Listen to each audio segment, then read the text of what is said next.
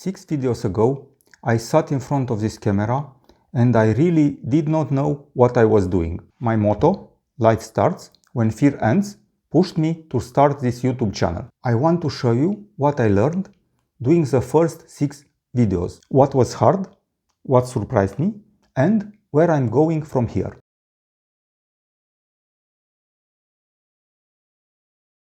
Hello, I'm Vali. Welcome to my channel. My personal motto is life starts when fear ends. Ladies and gentlemen, I'm Vali, and today we are going deep into one of the most powerful concepts ever, the growth mindset. Have you ever wondered why some people bounce back from failure while others got stuck? It's not about intelligence or about talent, it's about mindset. The book I will present to you today, it's called Mindset by Dr. Carol Dweck. Today I will show you how to lose weight and greatly improve your health. I did it in 3 steps. First, intermittent fasting. I started with 16 with 8, then I did 18 with 6 and 20 with 4. I will explain what this means. Second, do physical activity. Something you like, do not force it onto yourself.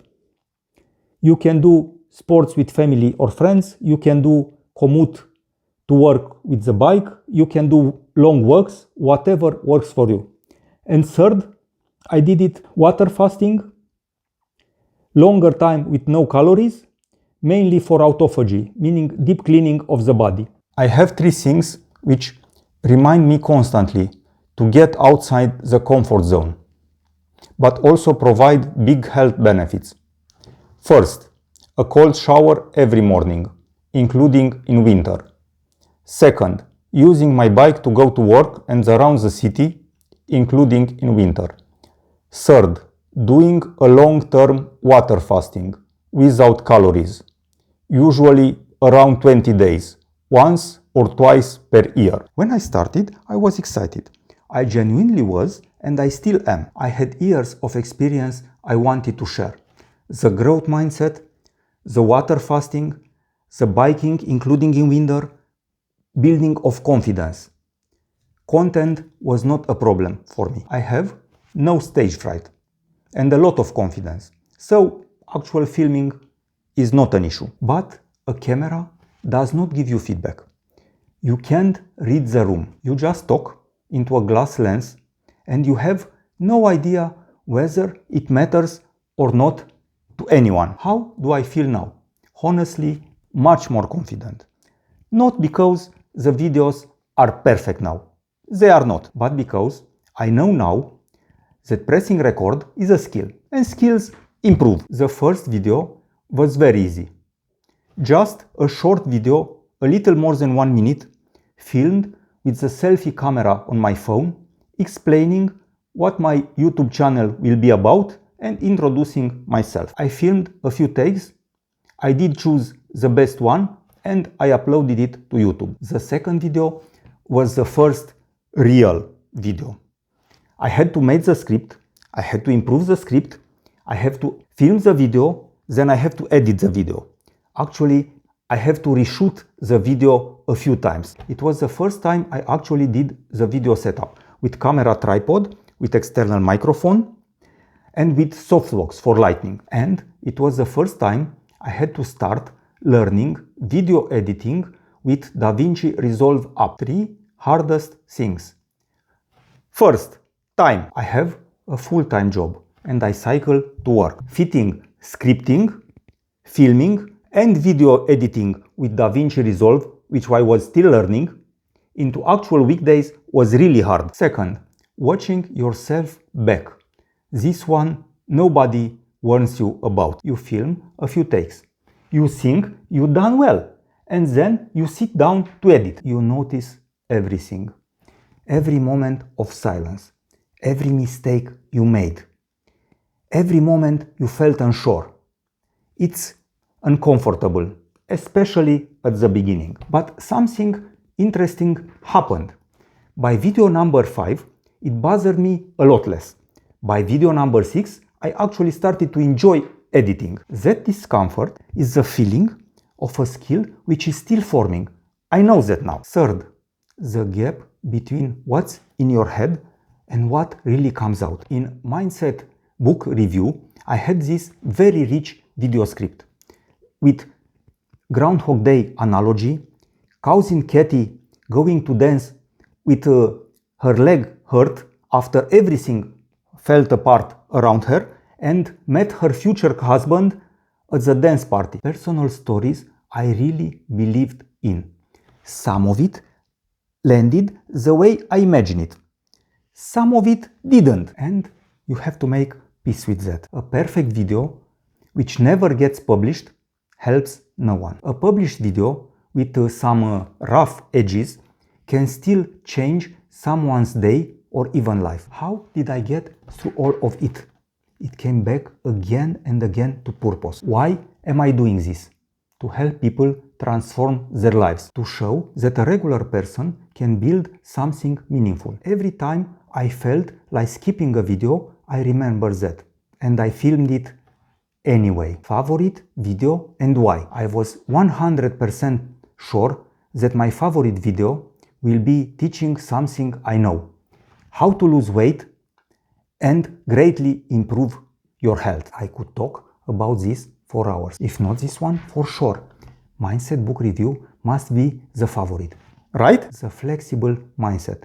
The belief that I can't do it yet, but for sure I will do it in the future. And then it dawned on me. The real favorite is a day in my life with cherry blossom trees. There was no long script telling me what to say. It was just my morning. Espresso coffee, cold shower, bike through the city. The cherry blossoms were out. The beautiful Union Square in the evening with the old historical buildings.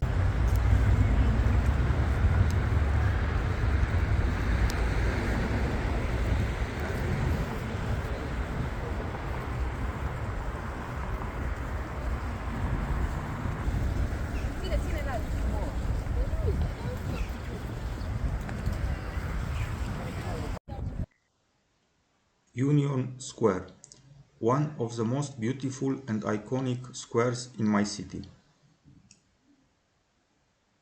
Historic buildings resembling a classic old world image.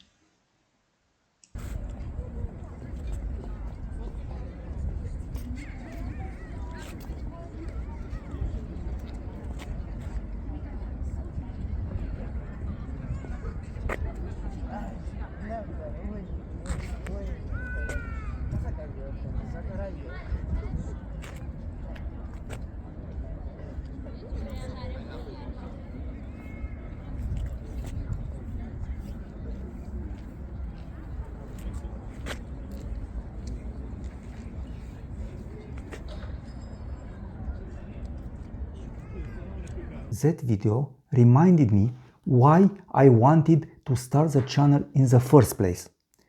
Not to lecture anyone, but to show that good life is possible, that you don't need some extraordinary circumstances.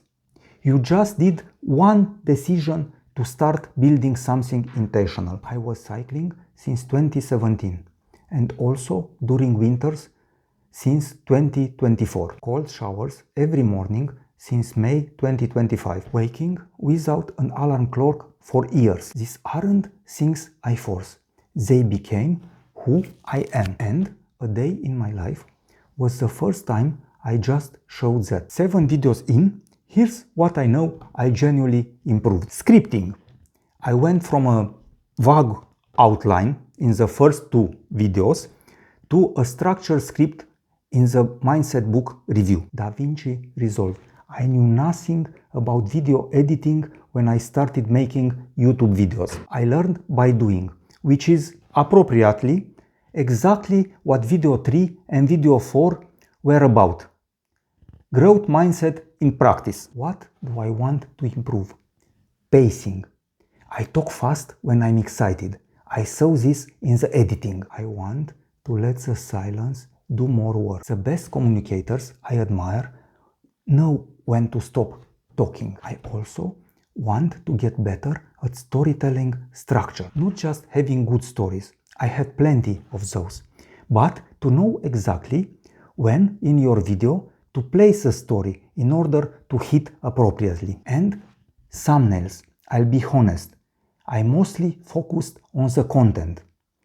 The packaging needs a lot of work. So, where does this channel go from here? My plan is to start publishing more consistently. The topics I care about haven't changed. Fasting, biking, the growth mindset, building of confidence, the internal fire. But I want to go deeper in each of them. I want to do more day in the life content. I want to document one of my long water fast from preparation to completion, because I have not seen yet that done honestly on camera. I also want to build a community, not a massive one, a real one, where people who are trying to change their lives can talk to each other, share what is working, and not feel alone on the hard parts. 7 videos ago, I applied my motto to myself.